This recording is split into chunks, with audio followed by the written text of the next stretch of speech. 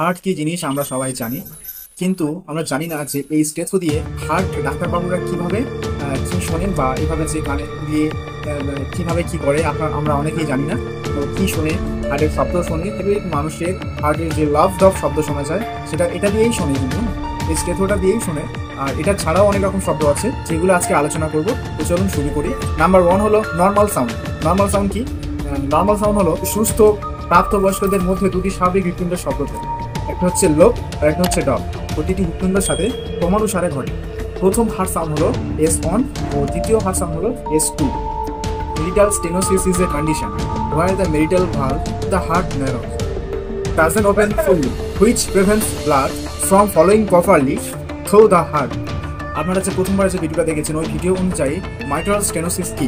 Mitral stenosis হলো একটি ভ্যালভুলার হৃদরোগ যা হৃৎপিণ্ডের মাইটাল ভালভের সংকীর্ণতা দ্বারা চিহ্নিত করা হয়, যা রিউম্যাটিক ভ্যালভুলার হৃদরোগের কারণে হয়ে থাকে।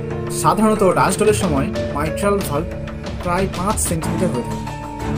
2 সেন্টিমিটার নিচে যে কোনো ক্ষেত্রফল মাইট্রাল স্টেনোসিস সৃষ্টি করে। Number 3, mitral regulation. Mitral regulation হলো একটি অবস্থা যেখানে ভালভ বাম অলিন্দের রক্ত ফুসফুস, যেখানে ডাক্তার স্টেথোস্কোপ ব্যবহার করে হার্টের কথা শোনে। Number 4, aortic stenosis. Aortic stenosis হলো একটি গুরুতর কার্ডিওভাস্কুলার যা বিশ্বব্যাপী লক্ষ লক্ষ মানুষকে প্রভাবিত করে। এটি ঘটে যখন মহাধমনী ভালভ সংকুচিত হয়, যা হৃৎপিণ্ডের পক্ষে রক্ত পাম্প করা কঠিন হয়ে পড়ে।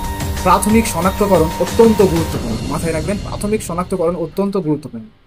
নাম্বার 5, এই বিষয়টা খুবই ভয়ঙ্কর বিষয়। অ্যাওর্টিক রেগার্ডিশন মানে হলো আপনার হার্টে ফুটো হয়েছে, সেটা শনাক্তকরণ, যেটা আমরা ডাক্তাররা যে দেখতে পাচ্ছেন স্টেথো, এটা দিয়ে খুব সহজে সেটা নির্ণয় করতে পারে।